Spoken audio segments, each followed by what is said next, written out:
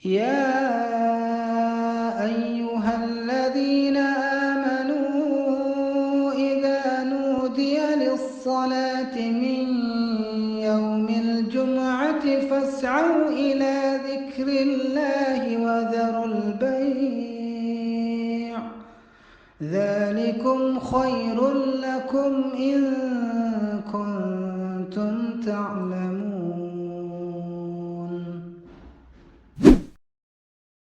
Innal hamdalillah nahmaduhu wa nasta'inuhu wa nastaghfiruh wa na'udzu billahi min syururi anfusina wa min sayyiati a'malina may yahdihillahu fala mudhillalah wa may yudlil falahu wa may yudlilhu fala hadiyalah. Asyhadu an la ilaha illallah wahdahu la syarikalah wa asyhadu anna Muhammadan abduhu wa rasuluh. Allahumma sholli ala Muhammad wa ala ali Muhammad wa man tabi'ahum bi ihsanin illa yaumiddin. Wa qala Allahu ta'ala fi kitabil karim, a'udzu billahi minasy syaithanir rajim. Ya ayyuhalladzina amanu kutiba alaikumus syiyam kama kutiba alal ladzina min qablikum la'allakum tattaqun.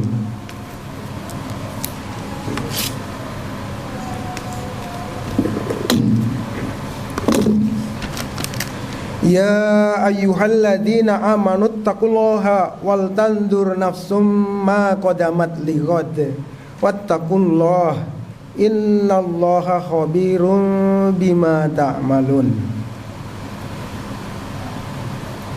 Amma ba'd. Hadirin sidang jamaah Jumat yang sama-sama mengharap ridha Allah, pertama-tama marilah kita panjatkan puji syukur kehadirat Allah bahwa siang hari ini alhamdulillah kita sekalian sudah bisa menyelesaikan saum kita, memasuki hari yang ke-23. Mungkin ada yang sudah hari yang ke-24. Salawat dan salam marilah kita panjatkan untuk junjungan kita Nabi besar Muhammad sallallahu alaihi wasallam, untuk keluarganya, para sahabat dan para pengikutnya hingga akhir zaman, insyaallah untuk kita dan keluarga kita sekalian. Sekali lagi tidak bosan-bosannya hadirin sekalian, khotib mengajak kepada diri khotib sendiri maupun kepada hadirin sekalian, marilah kita selalu tingkatkan ketakwaan kita kepada Allah, takwa yang sebenar-benar takwa. Ittaqullaha haqqa tuqatih wa la tamutunna illa wa antum muslimun. Hadirin sekalian, seperti yang disampaikan oleh pembawa acara tadi, insya Allah siang hari ini saya akan coba mengajak Bapak dan hadirin sekalian, mari kita coba menghisap, bahasa marketing saya tadi, menakar ketakwaan kita sampai hari yang ke-23. Tadi yang pertama khotib baca surat Al-Baqarah ayat 183, di mana kita diwajibkan, hai orang-orang mukmin, orang-orang yang beriman, diwajibkan atas kamu berpuasa sebagaimana diwajibkan atas orang-orang sebelum kamu. Tujuannya apa? Agar kamu bertakwa. Jadi puasa yang kita lakukan, saum yang kita lakukan, tujuan utamanya adalah agar kita bertakwa. Kita sudah 23 hari, coba kita runut. 23 hari ini target itu sudah sampai di mana prosesnya? Apakah menuju ketakwaan yang sebenar-benar takwa, atau mungkin masih ada yang hari ini masih seperti hari-hari sebelum Ramadan? Tolong nanti masing-masing mengukur dengan hati kecil masing-masing. Saya akan coba berikan parameternya, indikator takwa. Dari salah satunya adalah Al-Baqarah ayat 177 dan Ali Imran 134 dan 135. Karena waktu yang terbatas, Tadi saya sudah dibisikin Syekh khutbah 10 menit. Sehingga kami akan coba kupas bagaimana ketakwaan itu dilihat dari hablu minallah dan hablu minan nas. Hablu minallah akan kami angkat 2 indikator saja, dan hablu minan nas mungkin ada 2 atau 3 indikator. Masing-masing coba mari kita ukur diri kita masing-masing. Sejauh mana dengan indikator-indikator itu ketakwaan kita sampai hari ke-23 itu ada progres yang selalu meningkat. Saya tidak akan bacakan ayatnya karena waktunya terbatas. Saya akan bacakan terjemahnya saja. Kriteria takwa di dalam Al-Baqarah ayat 177. Sebetulnya di Al-Baqarah ayat 3 dan 4 juga ada kriteria orang bertakwa. Tapi 177 ini sudah mencakup juga Al-Baqarah 3 dan 4. Yang 177, kebajikan itu bukanlah menghadapkan wajahmu ke arah timur dan ke arah barat.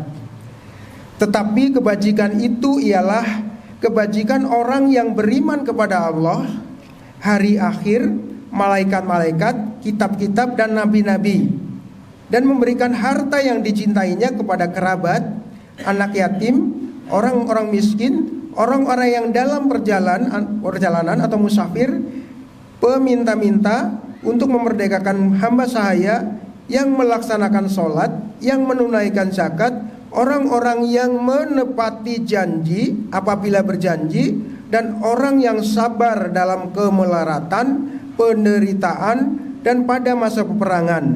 Mereka itulah orang-orang yang benar, dan mereka itulah orang-orang yang bertakwa. Jadi dari ayat ini saja kriteria orang bertakwa sudah cukup banyak. Apalagi kita tahu bahwa kalau kita kembali pada definisi yang kita kenal, takwa itu adalah melaksanakan perintah Allah dan meninggalkan larangan-larangannya. Perintah Allah adanya di mana? Ada 2 sumber utama, di Al-Quran dan di hadis. Al-Quran terdiri dari 6.236 ayat. Dari 6.236 ayat, sekitar 1.000 ayat berupa perintah dan 1.000 ayat berupa larangan. 1.000 ayat berupa kabar gembira dan 1.000 ayat berupa peringatan. Pertanyaan kita masing-masing, mari kita tanya kepada diri kita masing-masing, dari 1.000 itu yang sudah pernah kita baca ada berapa? Setelah kita baca, ada berapa yang kita pahami? Setelah kita pahami, ada berapa yang sudah kita amalkan? Karena saking banyaknya, kami akan coba dengan kriteria tadi. Yang pertama dengan Al-Baqarah 177, dan yang kedua saya akan coba dengan Ali Imran ayat 134 dan 135, di mana di sini kita diperintahkan, dan bersegeralah kamu mencari ampunan dari Tuhanmu dan mendapatkan surga yang luasnya seluas langit dan bumi, yang disediakan bagi orang-orang yang bertakwa. Mari kita lihat di ayat ini, orang yang bertakwa adalah yang seperti apa? Adalah yaitu orang yang berinfak baik di waktu lapang maupun di waktu sempit. 1. Yang kedua, orang-orang yang menahan amarahnya. Jadi jangan gampang marah, jangan gampang tersinggung. Kalaupun marah juga untuk urusan yang memang betul-betul membela agamanya. Marah dalam rangka amar ma'ruf nahi mungkar. Yang berikutnya adalah kriterianya memaafkan kesalahan orang lain. Nah, ini dia. Apakah kalau ada orang lain berbuat salah kepada kita, kita mudah memaafkan atau tidak? Kita pendendam atau tidak? Dan seterusnya. Mudah-mudahan mari kita ukur selama 23 hari ini progres kita seperti apa sebelum Ramadan dengan setelah 23 hari Ramadan ini tadi. Apakah kita mampu menahan amarah? Apakah kita mampu memaafkan orang yang pernah berbuat salah kepada kita? Mari kita tanya kepada diri kita masing-masing. Itulah ukuran takwa yang sementara ini bisa kita ukur pada hari yang ke-23. Sedangkan ukuran yang sesungguhnya bahwa puasa kita menghasilkan ketakwaan atau tidak adalah akan dilihat setelah selesainya Ramadan di 11 bulan berikutnya. Jadi kriteria tadi akan dilihat di 11 bulan berikutnya. Apakah kita akan lebih baik dari sekarang atau tidak? Saya akan kembali kepada tadi hablum minallah. Ada dua yang ingin kami soroti di situ. Yang pertama tentang sholat kita. Kenapa sholat kita lihat yang pertama? Karena nanti kelak sholat ini adalah amalan pertama yang akan dihisab oleh Allah, yang akan ditimbang oleh Allah. Waktu kita terbatas, usia kita terbatas. Kita tidak tahu sekarang kita sudah masih duduk bersama di sini. Kita tidak tahu nanti sore, besok, pekan depan, bulan depan atau tahun depan apakah kita masih ada bersama-sama kita di sini. Dengan keterbatasan waktu itu, marilah kita mampu membuat prioritas dalam hal sholat. Mari kita tanyakan kepada diri kita masing-masing bahwa kata kunci sholat adalah sholat yang khusyuk, sholat yang niatnya ikhlas, dan ujungnya adalah inna sholata tanha anil fahsya'i wal munkar. Jadi sholat kita harus bisa mencegah perbuatan keji dan mungkar. Sekarang kita lihat persiapan sholat, bahwa syarat sah sholat toharoh, bersuci, wudunya harus sah. Mungkin selama ini mungkin yang muda-muda barangkali atau kita juga mungkin belum pernah baca fikih sholat, fikih toharoh. Sebetulnya seperti apa sih ambil wudhu yang benar? Saya masih sering melihat biasanya anak-anak muda ini pada saat ambil wudhu kakinya cuma dikocorin saja, tidak dibasuh. Padahal perintahnya adalah dibasuh. Sampai mata kaki harus semua kena. Satu. Terus yang kedua, wudunya sudah benar. Berikutnya sebelum berangkat ke masjid, persiapannya adalah bahwa berangkat ke masjid, pakailah pakaian yang terindah dan terbaik. Silakan baca surat 7 ayat 31. Surat Al-A'raf ayat 31. Samping baca terjemahnya juga silakan dibaca tafsirnya. Disitulah kita pada saat menuju ke masjid, mari kita pakai pakaian yang terbaik. Karena apa? Kita ke undangan, kita menghadiri acara kantor, acara sekolah, wisuda dan sebagainya, kita memakai pakaian terbaik. Tapi kenapa kita menghadap Allah? Allah memberikan rezeki, memberikan umur, memberikan segalanya. Kita pakaiannya seadanya. Memang sah kalau pakaian itu yang penting suci dari najis. Tapi pertanyaannya, apakah adab itu menghadap Allah kita pakai atau tidak? Itu persiapannya. Dan bagi laki-laki sangat dianjurkan sholat wajib berjamaah. Karena intinya adalah sholat terbaik itu di rumah, kecuali sholat wajib. Berarti sholat wajib harus di masjid bagi laki-laki. Terus berikutnya, mari kita lihat, kita evaluasi. Apakah sholat kita selama ini sholat turunan dari kecil? Pernah nggak baca fikih sholat? Rukun sholat apa saja, wajib sholat apa saja, syarat sah sholat apa saja, makruhnya apa saja, dan seterusnya. Tolong mari kita buka lagi nanti kitab fikihnya, agar sholat kita yang mungkin merasa bertahun-tahun sudah sholat, tapi ternyata tadi wudunya belum benar, sholatnya belum benar. Apalagi kalau bicara khusyuk, pertama bacaannya harus benar. Bacaannya benar, kita juga paham dengan apa yang dibaca, sehingga kita bisa khusyuk. Bagaimana kita berbicara dengan Allah sedangkan kita tidak tahu apa yang kita bicarakan dengan Allah. Hadirin sidang jamaah Jumat yang sama-sama mengharap ridho Allah. Ya, sekali lagi bahwa yang pertama hablum minallah, mari kita lihat sholat kita. Yang kedua adalah bagaimana interaksi kita dengan Al-Quran. Bapak dan adik-adik sekalian, kita mengenal bahwa pintu surga bagi mereka yang ahli saum, ahli puasa, ada yang namanya pintu Ar-Royan, khusus untuk ahli puasa, ahli saum. Untuk ahli tahajud, kita juga mengenal ada pintu khusus. Selain itu tidak boleh masuk sana.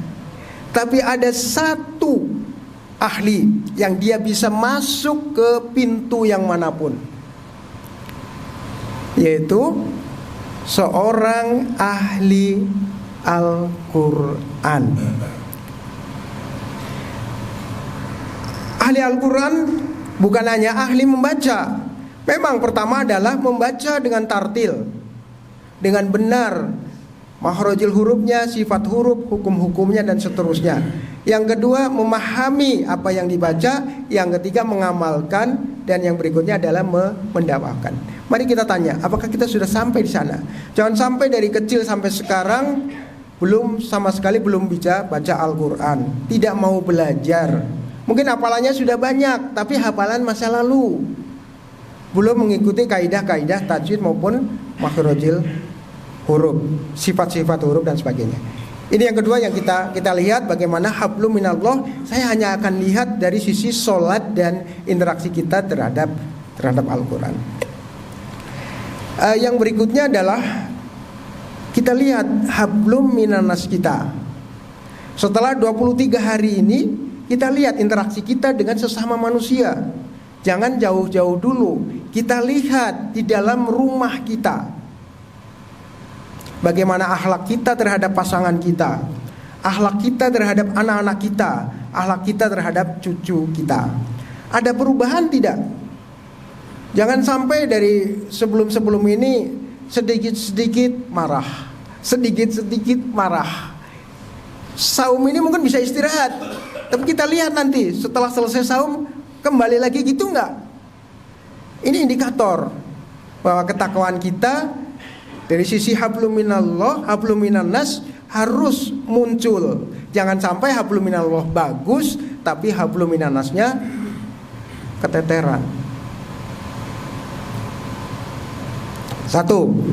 Terus yang berikutnya tadi udah kami singgung adalah tadi menahan marah. Yang berikutnya adalah memaafkan kesalahan orang lain. Kalau kita berbuat salah, kita kepengin orang lain memaklumi kita, memahami kita, mengerti kita, dan mau memaafkan kita. Pertanyaannya, kalau orang lain yang berbuat salah kepada kita,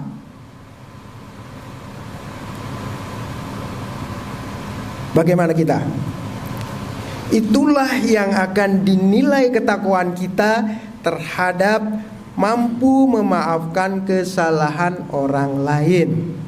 Meminta maaf mudah, tapi lebih susah memberikan maaf kepada orang yang berbuat salah kepada kita. Itu yang kedua. Dan yang terakhir, adalah bagaimana sedekah kita.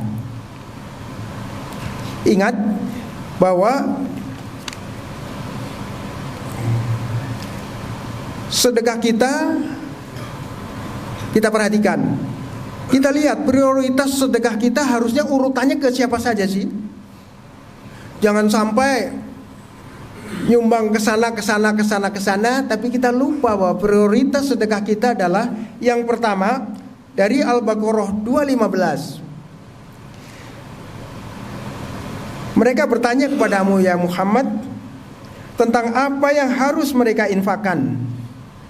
Kata Allah kepada Rasul, katakanlah, harta apa saja yang kamu infakkan hendaknya diperuntukkan bagi. Ini sudah sesuai dengan urutannya. Yang pertama, kedua orang tua.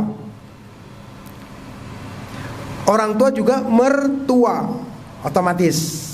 Jangan sampai ke orang tua sendiri mudah, tapi begitu ke mertua hitungan, atau sebaliknya. Ini indikator. Silahkan dilihat kita masing-masing. Sebelum Ramadan bagaimana, setelah Ramadan ada perubahan enggak? Dan nanti kita lihat setelah selesai Ramadan. Yang berikutnya adalah setelah orang tua, urutan kedua adalah kepada kerabat. Kerabat itu saudara kandung, saudara sepupu. Dan jangan lupa bahwa tetangga dekat itu juga termasuk kerabat. Kita makan enak, kita bisa wisata ke sana kemari, umroh berkali-kali, tapi ternyata ada tetangga kanan kiri kita tidak makan, tidak bisa bayar sekolah, tidak bisa berobat karena anaknya sakit. Tidak selamat orang seperti itu, baik di dunia maupun di akhir. Ancamannya jelas, bahwa barang siapa yang tetangganya tidak selamat karena lisannya, karena perbuatannya, maka jangan harap surga akan menunggunya. Jadi yang kedua tadi, kerabat bukan hanya saudara, tapi juga tetangga dekat dan tetangga jauh. Yang berikutnya adalah anak yatim, orang miskin, dan orang yang dalam perjalanan. Sekali lagi, hadirin sekalian, mari kita lihat kepada diri kita masing-masing. Setelah hari pertama sampai ke 23 atau ke 24, adakah perubahan ini ke arah yang lebih baik? Barakallahu fiikum.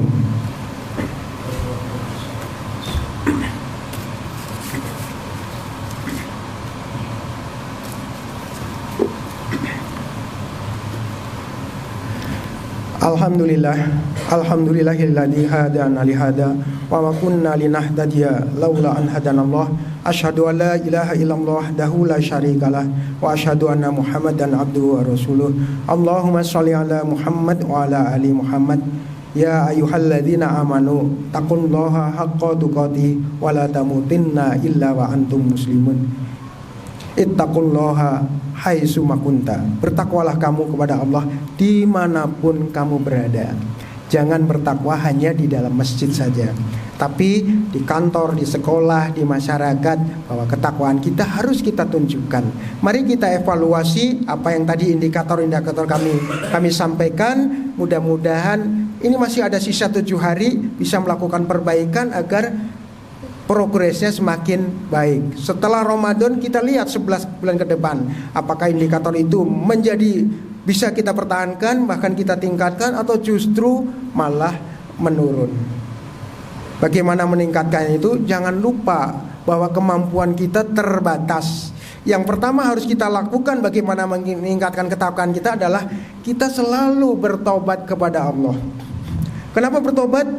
Coba kita perhitungkan bahwa mulai dari akil balik sampai dengan saat ini, coba renungkan berapa dosa-dosa besar dan dosa-dosa kecil yang pernah kita lakukan.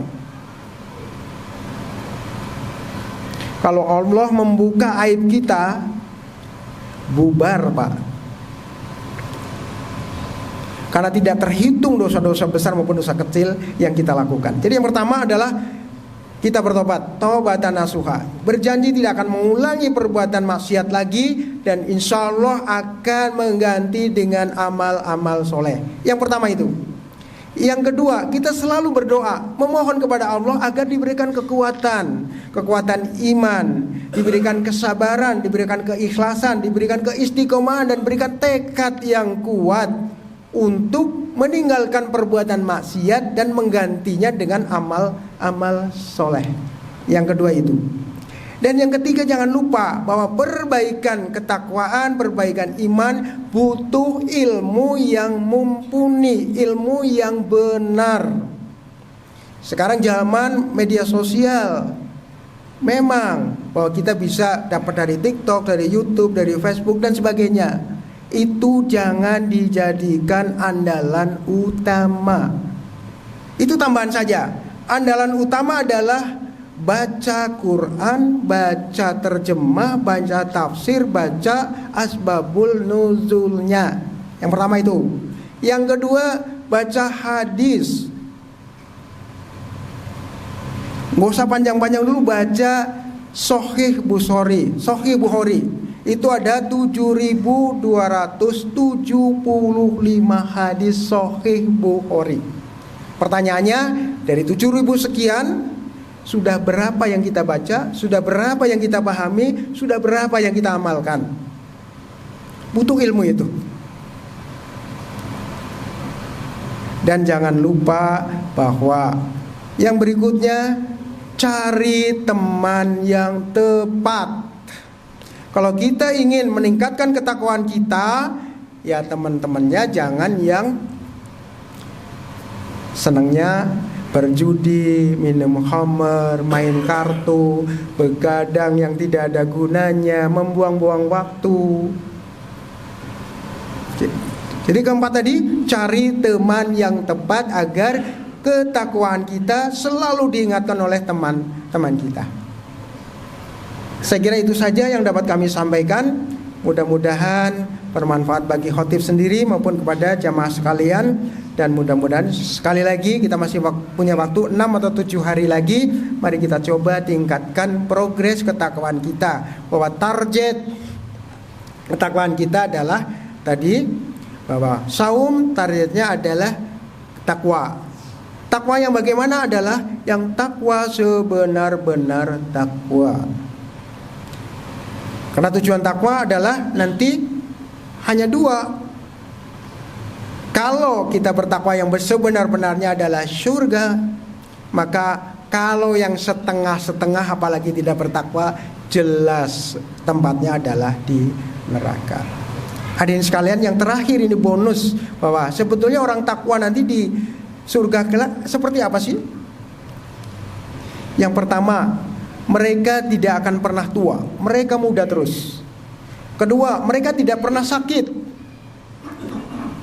Mereka tidak pernah BAB, tidak pernah buang air besar, tidak pernah buang air kecil. Semuanya menjadi keringat dan menjadi sendawa. Dan keringat dan sendawa kita baunya minyak wangi. Apapun yang kita mau, apapun yang kita butuhkan, kita tinggal minta saja. Dan yang terakhir Bapak sekalian, untuk laki-laki ini, bergembiralah bagi kita yang masuk ke surga. Syukur surga yang terbaik, surga Firdaus. Sambil melihat wajah Allah, juga nanti kita di sana, istri kita lebih dari 1. Dan itu bidadari cantik. Masing-masing itu tidak tahu bahwa si A itu istri saya, si B itu juga istri saya. Itu hadisnya sahih. Silahkan baca di Riyadhus Shalihin. Mari kita tutup dengan sama-sama berdoa.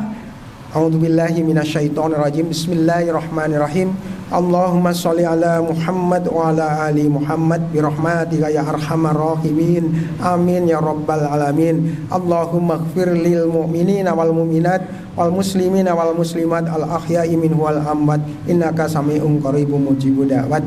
Rabbana atina fid dunya hasanah wa fil akhirati hasanah wa qina adzabannar. Subhana rabbika rabbil izzati amma yasifun wa salamun alal mursalin walhamdulillahi rabbil alamin.